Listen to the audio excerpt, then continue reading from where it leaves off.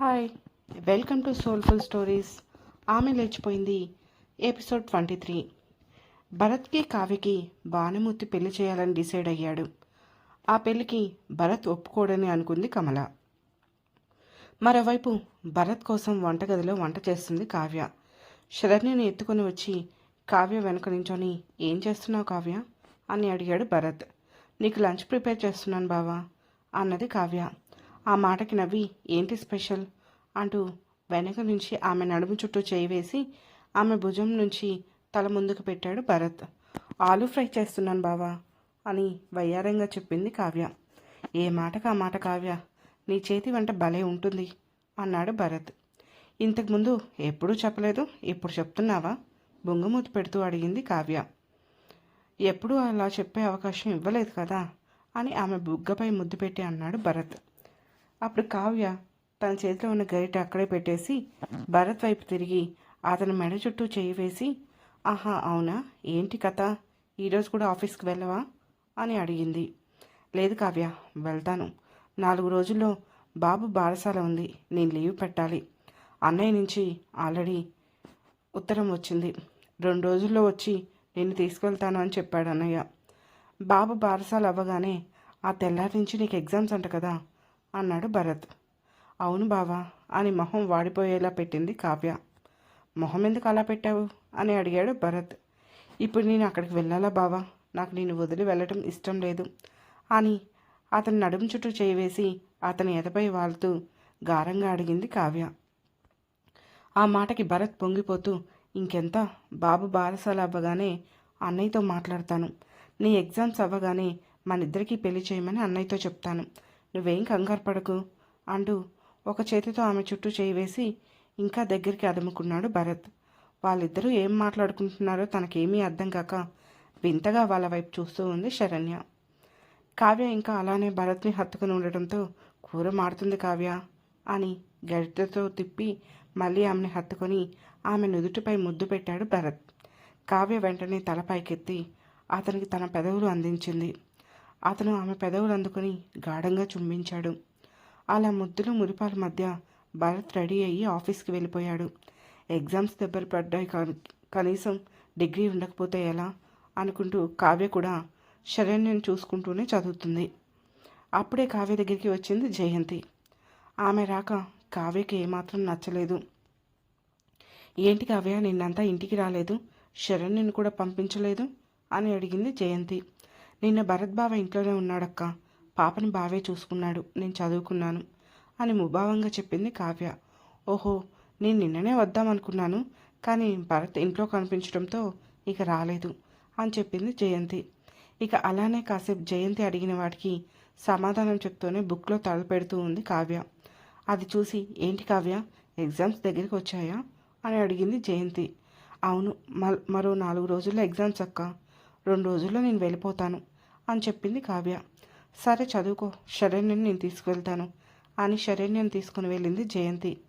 దాంతో ఆమె వెళ్ళిన వైపు చూసి చిరాకు పడుతూ, నా కర్మ కాకుంటే ముందుకు ముందే నేనే ఆవిని అక్క అని ఎందుకు పిలిచానో ఏమో, పోయి నేను లవ్ చేసినోడు పెళ్ళామైంది అని తల కొట్టుకుంది కావ్య. ఆ వెంటనే మళ్ళీ చదువులో పడిపోయింది. శరణ్యని తీసుకొని వెళ్ళిన జయంతి కాసేపు తనతో మాట్లాడి ముచ్చట చేసి ఆడి కాస్త తినిపించి పడుకోబెట్టింది. కావ్య చదువుకుంటూనే పడుకుండిపోయింది. ఆఫీస్కి వెళ్ళిన భరత్కి కావ్యను వదిలి ఉండాలి అనిపించడం లేదు. వెంటనే కావ్య దగ్గరికి వెళ్ళాలి అనిపించింది. ఎంతైనా కొత్త బిచ్చగాడు పొద్దు ఎరగడు కదా. అలా అని ముందు రోజు ఆఫీస్కి రాక మళ్ళీ 4 రోజుల తర్వాత 2 డేస్ లీవ్ పెట్టడం, ఇవన్నీ వేసి వర్క్ ఉంటుంది కాబట్టి తన వర్క్ అతి కష్టం మీద చేసుకోసాగాడు. ఇక అజయ్కి కావ్య విషయం అసలు అర్థం కావటం లేదు.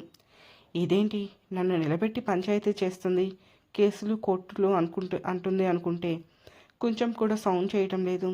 ఏంటి అసలు కథ, కొంపదీసి ఆ భరత్ గాడితో ఆల్రెడీ కమిట్ అయిపోయిందా ఏంటి, అందుకే నన్ను లైట్ తీసుకుందా?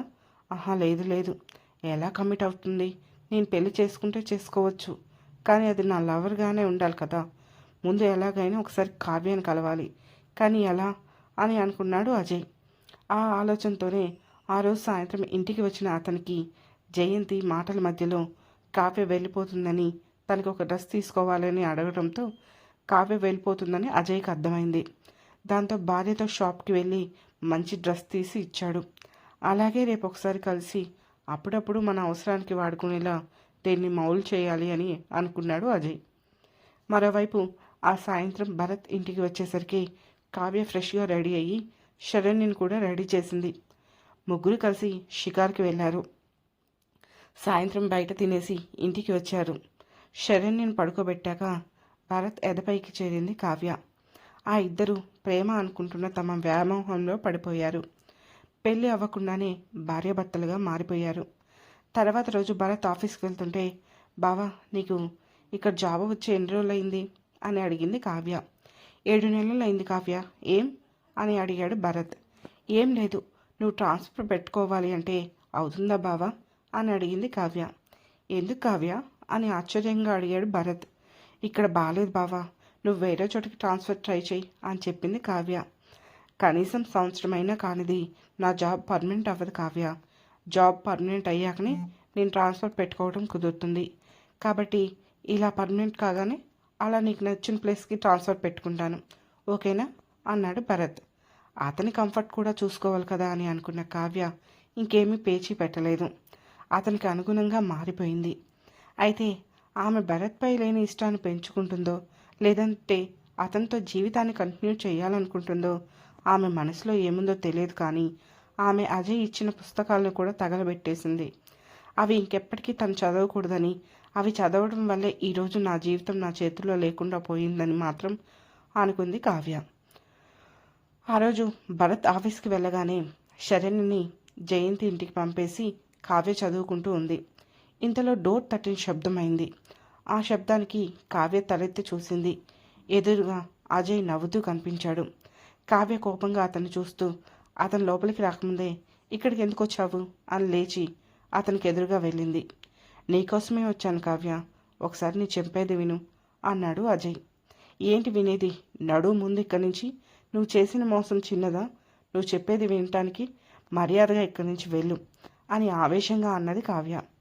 లేదు కావ్య, రోజు నీతో మాట్లాడాలి, ప్లీజ్ ఒక్కసారి నేను చెప్పేది విను అన్నాడు అజయ్. కావ్య డోర్ పట్టుకొని, ఇప్పుడు నువ్వు మర్యాదగా ఇక్కడి నుంచి వెళ్తావా లేదా నేనేం చేస్తానో నాకే తెలియదు అని అంది.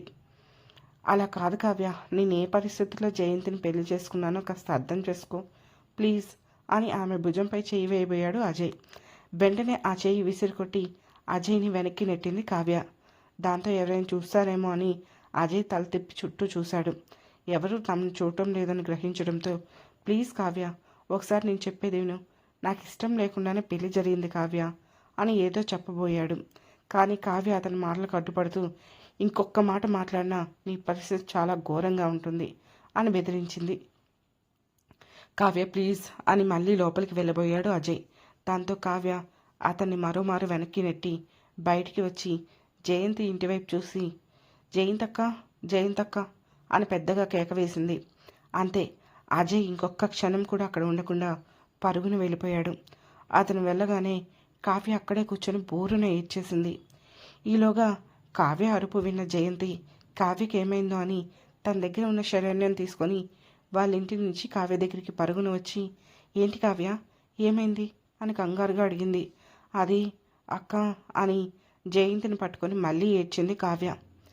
ఆమె ఎందుకు ఏడుస్తుందో అర్థం కాక, Kavya Kavya please control your self, ఏమైంది కావ్య అని జయంతి ఆమెను ఓదార్చుతుంది. అదే సమయంలో జయంతి ఇటు కావ్య దగ్గరికి రాగానే మెల్లగా ఇంట్లోకి చేరిన అజయ్ కూడా అవతల నుంచి కావ్యను చూస్తూ ఉన్నాడు. కొంపదీసిది విషయం అంతా జయంతికి చెప్తుందో ఏమో అని భయపడుతూనే ఉన్నాడు. కానీ కావ్య అసలు విషయం జయంతితో చెప్పకుండా, అది నేను కాలేజ్ టైంలో ఒకరితో ఫ్రెండ్షిప్ చేశానక్క, వాడిప్పుడు వెతుక్కుంటూ వచ్చి ఇబ్బంది పెడుతున్నాడు అని ఏడ్చుకుంటూనే చెప్పింది కావ్య. అవునా, నువ్వేం భయపడకు కావ్య, మా ఆయన పోలీసే, నేను మా ఆయనకి చెప్పి వాడి తాట తీపిస్తాను, ముందు వాడి డీటెయిల్స్ చెప్పు అన్నది జయంతి. పిచ్చి అక్క, ఆ ఎదవ నీ మొగుడే అని అనలేకపోయిన కావ్య, లేదక్క కేసులు గొడవలు అది ఇంకా పెద్ద విషయం అవుతుంది అని అంది కావ్య. మరేం పర్వాలేదు, నువ్వు ఒక్కసారి అతని డీటెయిల్స్ ఇవ్వు, నేను మా ఆయనకి ఇస్తాను అని అన్నది జయంతి. వద్దులే అక్క, మరేం పర్వాలేదు. అతనికి రాకపోవచ్చు. వస్తే నేను గొడవ చేస్తాను అని భయం వచ్చి ఉంటుంది అని అన్నది కావ్య. సరే నీ ఇష్టం, జాగ్రత్త అని చెప్పి జయంతి వెళ్ళిపోయింది. శరణిని పక్కన పెట్టుకొని కూర్చున్న కావ్య అజయ్ గురించి ఆలోచిస్తూ వీడి గురించి ఎవరికి చెప్పలేను. అటు జయంతక్కకి చెప్తే ఇటు భరత్ వాళ్ళకి, భానుమతి బావకి, అక్కకి అందరికీ విషయం తెలుస్తుంది. అప్పుడు అందరూ నన్నే చీ అని వెలవేసినట్లుగా ఉంటారు. నేను గమ్మున ఉండటమే మంచిది. విషయం బయటికి వస్తే వాడికి ఎంత నష్టం ఉందో కానీ నాకు మాత్రం డబుల్ నష్టం ఉంటుంది. కాబట్టి వాడి భార్యకి చెప్తానని వాడిని బెదిరిస్తే సరిపోతుంది అని అనుకుంది. ఆ తర్వాత రోజే భానుమూర్తి వచ్చి కావ్యని శరణ్యని ఇంటికి తీసుకొని వెళ్ళాడు. వెళ్లే ముందు తమ్ముని ముందు రోజు సాయంత్రమే రమ్మని చెప్పాడు. అలానే తన బంధువులందరికీ కూడా కబురు పంపించాడు. తన తోబుట్టువులకు అంతకుముందే చెప్పి ఉంచాడు. బంధువులు వస్తే ఇంట్లో ఉండటానికి ఇబ్బంది కనుక ఇంటి ఓనర్ వాళ్ళని అడిగి మరొక గది రెంట్కి తీసుకున్నాడు. వీళ్ళనే కాక మహా వర్క్ చేసే ఆఫీస్ వాళ్ళని కూడా ఇన్వైట్ చేశాడు భానుమూర్తి. అందరితో పాటు కృష్ణని కూడా పిలిచాడు. మహా లీవ్లో ఉన్నప్పటి నుంచి కూడా చాలా గిల్టీగా ఫీల్ అవుతున్నాడు కృష్ణ. ఆమెకి తన వల్లనే అంత త్వరగా డెలివరీ అయ్యింది, ఎంత ఇబ్బంది పడుతుందో అని అనుకుంటున్నాడు. ముకుందం రేపు అందరినీ లంచ్ టైంలో ఫంక్షన్కి వెళ్ళాలని అనౌన్స్ చేశాడు. కృష్ణ కూడా వెళ్ళాలని అనుకున్నాడు. కానీ కాంచనకి తెలియకుండా వెళ్తే అదొక రచ్చ అవుతుంది. కాబట్టి కాంచనకి చెప్తే వీలైతే తనని కూడా తీసుకుని వెళ్ళాలి అనుకున్నాడు. ఇక భానుమూర్తి హడావుడి చూస్తుంటే ఇటు మహాకి, కమలకి ఇద్దరికీ ఆశ్చర్యంగా ఉంది. పెళ్లి చేసినంత ఘనంగా బాబు బారసాలకు ఏర్పాట్లు చేస్తున్నాడు. శరణ్యకి బారసాలకు సరైన బట్టలు కూడా కొనకుండా కొడుకుకి ఇంత గ్రాండ్గా ఏర్పాటు చేస్తుంటే పుత్రోత్సాహం అని అనుకున్నారు. కానీ ఇంత భేదం చూపించడం అనేది మహాకి చాలా బాధగా అనిపించింది. ఇక భానుమూర్తి కావ్యం తీసుకుని వచ్చాక తన అక్కతో నవ్వుతూ మాట్లాడింది కావ్య. అలానే ఇన్ని రోజులు కమల వైపు కూడా చూడని ఆమె కమలతో కూడా అత్తయ్య గారు అత్తయ్య గారు అనుకుంటూ కలిసిపోయి మాట్లాడింది. అన్ని పనులు కల్పించుకొని చేస్తుంది. కావ్యలో వచ్చిన మార్పు వెంటనే గమనించింది మహా. తనని అత్తయ్య గారు అత్తయ్య గారు అని అంత బాగా పలకరించడంతో కమల అయితే షాక్ అయింది. ఆ మార్పు చూసి ఆ ఇద్దరికీ అనుమానం మొదలైంది. ఇక ఇన్ని రోజులు అలవాటు కావడంతో శరణ్య కూడా కావ్యని వదలట్లేదు. కన్నతల్లి మహా దగ్గరికి కూడా రావట్లేదు. వెళ్తే కమల దగ్గరికి లేదా కావ్య దగ్గరికి వెళ్తుంది. అది చూసి మహాకి కాస్త బాధగా అనిపించింది. తన కూతురు తన దగ్గరికి రావడం లేదు. కనీసం కొడుకునైనా తన దగ్గర పెట్టుకొని చూసుకొని పరిస్థితి కలిగితే బాగుండు అని అనుకుంది. ఇక ఫంక్షన్ కోసం ఇంటిల్లిపాదికి బట్టలు తీశాడు భానుమూర్తి. పెళ్ళయ్యాక ఇదే మొదటిసారి అతను మహా కోసం ఒక చీర కొనడం. ఫంక్షన్ ముందు రోజు ఇటు భరత్ అటు ఆడపడుచులు అందరూ ఫ్యామిలీతో సహా ఇంట్లో దిగారు. మహా కూడా తన బాలింత పత్యానికి స్వస్తి పలికి అత్తగారితో కలిసి పనులు చేసుకుంటుంది. కావ్య కూడా వాళ్ళకి సహాయం చేస్తుంది. పిల్లల్ని ఆడపడుచులు చూసుకుంటున్నారు. మరోవైపు ఆ రోజు సాయంత్రం కాంచన, కృష్ణ ఇద్దరూ కలిసి ఆఫీస్ నుంచి ఇంటికి వచ్చారు. కాంచన కాఫీ చేసి తీసుకొని వచ్చి కృష్ణకు కూడా ఇవ్వడంతో ఇద్దరు కూర్చొని కాఫీ తాగుతున్నారు. అప్పుడు కృష్ణ నెమ్మదిగా కాంచన అని పిలిచాడు. చెప్పండి అంది కాంచన. రేపు లంచ్ టైంలో ఒక ఫంక్షన్ ఉంది, అటెండ్ అవ్వాలి అని చెప్పాడు కృష్ణ. వెళ్ళండి సింపుల్గా చెప్పింది కాంచన. లేదు నువ్వు కూడా వస్తావేమోనని లోపల భయపడుతూనే అడిగాడు కృష్ణ. ఇంతకీ ఎవరింట్లో ఫంక్షన్? క్యాజువల్గా అడిగింది కాంచన. నువ్వు నాకు అంట కట్టావు కదా మహాలక్ష్మి, వాళ్ళ ఇంట్లోనే డైరెక్ట్గా చెప్పాడు కృష్ణ. మహాలక్ష్మి పేరెత్తగానే కాంచన ముఖం వాడిపోయింది. ఈలోగు కృష్ణ మళ్ళీ మాట్లాడుతూ, మహాకి ఆ రోజు రాత్రి కొడుకు పుట్టాడు అని చెప్పాను కదా, రేపు బారసాల, ఆఫీస్ స్టాఫ్ అంతా వెళ్తున్నారు, అందరినీ ఇన్వైట్ చేశారు. సో నేను కూడా అఫీషియల్గా వెళ్ళాలి. నేను ఒంటరిగా వెళ్తే నువ్వు గింజుకుంటావు, నీ అనుమానం ఇంకా పెరుగుతుంది, అందుకే నిన్ను కూడా రమ్మని అంటున్నాను అని ఉన్నది ఉన్నట్లుగా చెప్పాడు కృష్ణ. అంటే మీకు నన్ను తీసుకుని వెళ్ళాలని అయితే లేదు, నేనేమైనా గొడవ చేస్తానేమోనని తీసుకెళ్తున్నారా అని అడిగింది కాంచన. నాకు తీసుకువెళ్ళాలని లేదు, తీసుకువెళ్ళకూడదని లేదు, నేను క్యాజువల్గానే అడిగాను. ఇక గొడవ అంటావా? ఒకవేళ నేను తీసుకొని వెళ్ళలేదు అనుకో, నువ్వు మా ఇద్దరి మధ్య ఏదో ఉందని క్రియేట్ చేసావు కదా, అది నిజం అనుకునే ప్రమాదం ఉంది. అదే నిన్ను తీసుకుని వెళ్తే అప్పుడు నీకే అర్థమవుతుంది, అందరి స్టాఫ్లానే నేను కూడా అని అన్నాడు కృష్ణ. ఇప్పుడు నేను వెళ్ళొద్దు అంటే ఏం చేస్తారు అని అడిగింది కాంచన. నువ్వు వెళ్ళొద్దు అంటే ఆగిపోతాను అని చెప్పాడు కృష్ణ. అలా అంటే కాంచన తనతో బయలుదేరుతుంది అని అనుకుని ఆ మాట అన్నాడు కృష్ణ. కానీ కాంచన మాత్రం ఏమాత్రం తడుముకోకుండా సరే వెళ్ళకండి అన్నది. కృష్ణ ఇంకేం మాట్లాడలేదు. గొడవను పొడిగించడం కన్నా మధ్యలోనే కత్తిరించడమే ఉత్తమమైన పని అని అతనికి తెలుసు. అందుకే అదే ఫాలో అయ్యాడు. తను వెళ్ళొద్దు అనగానే కృష్ణ ముఖం వాడిపోవడంతో కాంచనకి అదొక రకం సాటిస్ఫాక్షన్ వచ్చింది. అలానే భర్తపై అనువంత అనుమానం కూడా పెరిగింది. కానీ కృష్ణకు మాత్రం తన ప్రియనేస్తాన్ని చూడాలని ఆశగా ఉంది. అతని మహాతో తను ఎన్నో విషయాలు పంచుకున్నాడు. కాంచన గురించి చెప్పాడు. మహా కూడా అతనితో తన పర్సనల్ విషయాలు ఎన్నో పంచుకుంది. భర్త నుంచి వచ్చే చేదరింపులు, అత్తింటి వాళ్ళ మాటలు, పుట్టింటి పరిచయాలు అన్నీ చెప్పుకునేది. చివరికి కావ్య విషయాలు కూడా అతనికి తెలుసు. ఇద్దరు ఒకరి బాధ ఒకరు చెప్పుకొని ఒకరి నుంచి ఒకరి స్వాంతన పొందుకునేవారు. అది కేవలం ఇద్దరి మధ్య స్వచ్ఛమైన స్నేహం వల్లనే సాధ్యమైంది. కానీ అది చూసే వాళ్ళకి అక్రమ స్నేహం అనిపించింది. అందుకే తీసుకెళ్లి కాంచన చెవిన వేసి అంత గొడవకి కారణమయ్యారు. ఇక భరత్ వచ్చాక కావ్య ప్రవర్తనలో చాలా తేడా గమనించింది మహా. భరత్కి ఏం కావాలన్నా అన్నీ తనే దగ్గరుండి చూసుకుంటుంది. భరత్ కూడా కావ్య ఎక్కడ పనిచేస్తుంటే అక్కడే ఉంటున్నాడు. ఇద్దరు నవ్వుకోవడాలు, చూసుకోవడాలు, సైగలు అన్నీ అర్థమవుతూనే ఉన్నాయి. ఆ విషయం మహాకే కాదు, ఇంట్లో ఉన్న అందరికీ తెలుస్తుంది. ఇక కమలకి మొదటి నుంచి కావ్యపై సదాభిప్రాయం లేకపోవడం వల్ల తన మనవడికి బారసాలు జరుగుతుందన్న ఆనందం కన్నా కావ్య భరత్ల చేష్టలు మనసుని మెలితిప్పుతున్నాయి. ఆ రాత్రి మహాకమల ఇద్దరు నిద్రపోకుండా అదే విషయం గురించి ఆలోచిస్తున్నారు. కోడలు నిద్రపోలేదని గ్రహించిన కమల మహా అని పిలిచింది. ఏంటత్తమ్మా అని అడిగింది మహా. ఏంటే కావ్యం చూస్తుంటే ఏదో తేడాగా ఉంది అని అంది కమల. ఆ మాటకి అర్థం కానట్లు చూసింది మహా.